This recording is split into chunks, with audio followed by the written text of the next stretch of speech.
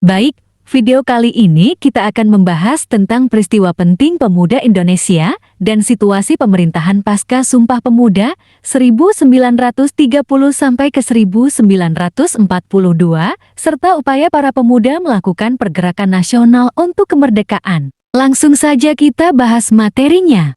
Baik, kita kembali di channel yang membahas tentang materi-materi sejarah.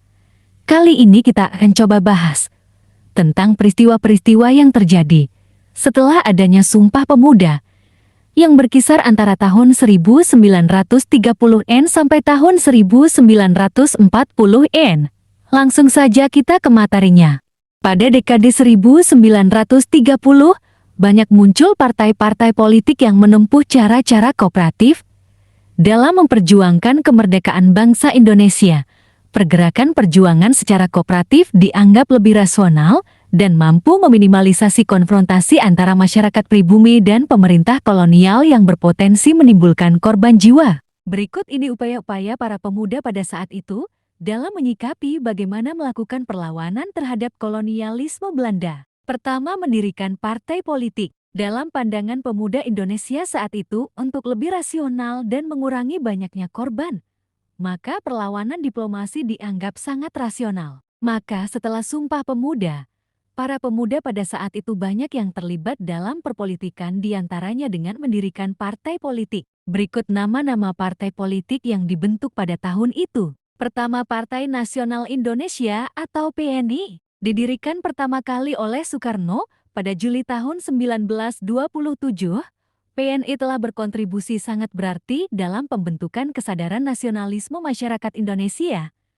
PNI berhasil menarik banyak simpati masyarakat dan menjadi salah satu partai massa terbesar yang pernah berdiri dalam catatan sejarah politik Indonesia. Kenang Soekarno dalam autobiografinya Cindy Adams 2018, 42. Sejak saat itu PNI resmi berdiri dengan Soekarno sebagai ketua, Dewan Pengurus Umum Iskak Cokro Hadi Surjo sebagai sekretaris bendahara. Diketahui pada akhir 1928, jumlah anggota PNI telah mencapai 2.787 orang, dengan cabang-cabang yang tersebar di beberapa wilayah, antara lain yaitu Bandung, Batavia, Surabaya, Yogyakarta, Semarang, Pekalongan, Palembang, Makassar, serta Manado. Kedua, Partai Partindo. Lahirnya Partai Indonesia, Partindo, merupakan respons beberapa tokoh pergerakan setelah Partai Nasional Indonesia PNI dibubarkan oleh pemerintah kolonial Belanda pada bulan April tahun 1931. Oleh karena itu, pada akhir April tahun 1931, Partai Indonesia, Partindo, didirikan oleh Mr. R. Sartono dengan tujuan kemerdekaan penuh tanpa kerjasama dengan Belanda, tetapi menempuh metode yang lebih moderat dibanding metode yang digunakan oleh Partai Nasional Indonesia PNI. Ketiga, Partai Parindra. Parindra didirikan pada Kongres bersama antar organisasi tanggal 24-26 Desember 1935 oleh Dr. Sutomo dan tokoh-tokoh nasionalis moderat Indonesia. Parindra merupakan gabungan dari organisasi-organisasi pergerakan seperti Budi Utomo, Paguyuban Pasundan, Serikat Betawi, Serikat Ambon, Serikat Minahasa, Sumtranan Bon, dan Persatuan Bangsa Indonesia PBI. Latar belakang pembentukan Parindra bermula dari keinginan golongan priai cendekiawan Jawa untuk membentuk wadah perjuangan politik demi kemerdekaan bangsa Indonesia. Kedua, Volksraad kedua dan Petisi Sutarjo. Sidang Volksraad dimulai pada 9 Juli tahun 1936. Kemudian, pada 15 Juli tahun 1936, Sutarjo menyampaikan petisi di hadapan forum. Pada intinya, petisi Sutarjo berisi tuntutan pemberian kesempatan kepada rakyat Bumi Putera untuk mengurus pemerintahannya sendiri, setidaknya dalam kurun waktu 10 tahun. Untuk mewujudkan hal tersebut, diusulkan pertemuan berimbang antara kedua belah pihak. 17 September tahun 1936, diadakanlah sidang pleno terbuka Volksraad terkait petisi Sutarjo yang diawali oleh pidato dari Samratulangi. Sidang tersebut mendapatkan respon memuaskan. baik dari para anggota Volksraad maupun masyarakat luas, hingga akhirnya dilakukan pemungutan suara untuk mengambil keputusan yang dilaksanakan pada 29 September tahun 1936.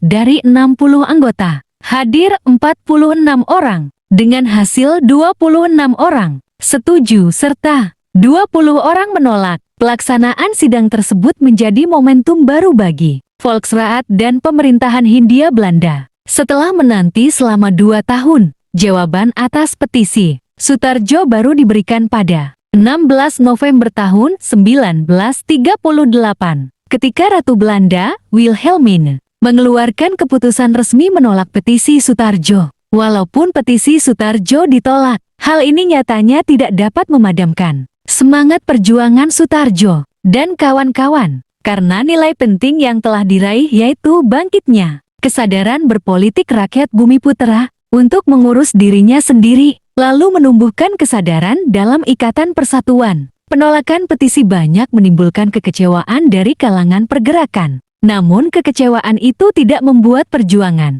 dalam memperoleh kemerdekaan berhenti. Penolakan pemerintah Belanda terhadap petisi Sutarjo lantas membuat kaum pergerakan semakin bersemangat untuk memperoleh kemerdekaan melalui jalan damai kooperatif. Rasa semangat ini akhirnya diwujudkan dalam pembentukan GAPI, Gabungan Politik Indonesia. Pada 21 Mei tahun 1939, hampir semua partai nasionalis Indonesia seperti Parindra, Gerindu, Pasundan, dan lainnya bersatu dalam federasi politik tersebut. Sedangkan tujuan GAPI adalah memperjuangkan hak menentukan nasib sendiri dan persatuan nasional. GAPI sendiri dipimpin oleh Muhammad Husni Tamrin, yang memiliki tujuan memperjuangkan hak menentukan nasib sendiri dan persatuan nasional yang kemudian dirumuskan dalam semboyan Indonesia berparlemen.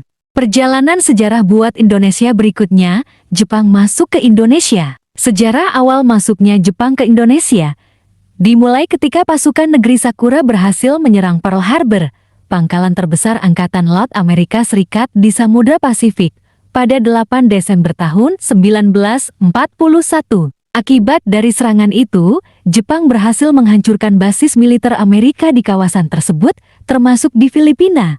Setelah itu, Jepang memperluas basis militernya ke arah selatan, yaitu Indonesia. Tujuannya Jepang ke Indonesia adalah untuk mendapatkan cadangan logistik dan bahan industri perang seperti minyak bumi, timah, dan aluminium. Kala itu Jepang memperkirakan sumber daya alam Indonesia dapat mencukupi kebutuhan energi mereka selama Perang Pasifik. Jepang masuk ke Indonesia pada tanggal 11 Januari tahun 1942 dengan mendarat di Tarakan, Kalimantan Timur.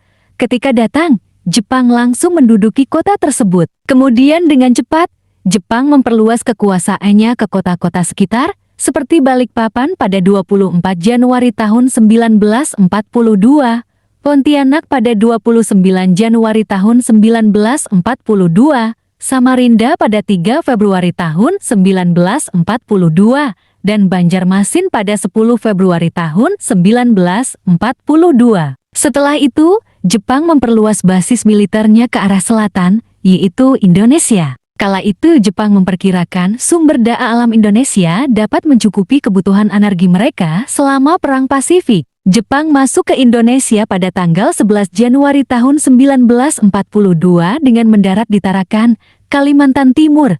Ketika datang, Jepang langsung menduduki kota tersebut. Sembari menguasai Kalimantan, pasukan Jepang juga berekspansi ke wilayah lain, seperti Ambon yang berhasil dikuasai pada 4 Februari tahun 1942 dan Palembang pada 16 Februari tahun 1942. Setelah berhasil menguasai luar Jawa, Jepang akhirnya tiba di Pulau Jawa.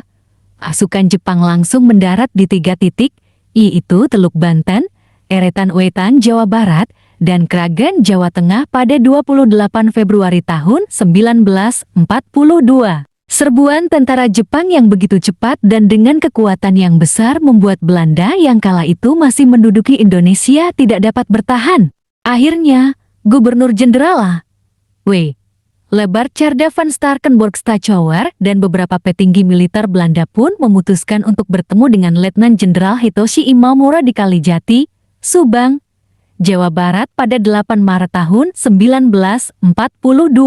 Pada pertemuan itu, Belanda menyerah tanpa syarat kepada Jepang. Belanda juga langsung menyerahkan Indonesia ke kekuasaan Jepang. Sejak pertemuan itu, penjajahan Jepang di Indonesia pun resmi dimulai. Di sisi lain, pemerintah Jepang juga menyebarkan propaganda berupa dukungan kepada rakyat Indonesia untuk merdeka seperti membenci Belanda, memperbolehkan berkibarnya bendera merah putih, dan memperdengarkan lagu Indonesia Raya.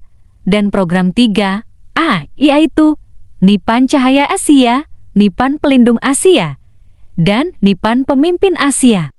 Demikian bahasan Pergerakan Nasional Indonesia pasca Sumpah Pemuda, semoga bisa memberikan manfaat buat semuanya. Sampai ketemu di materi berikutnya, sampai jumpa.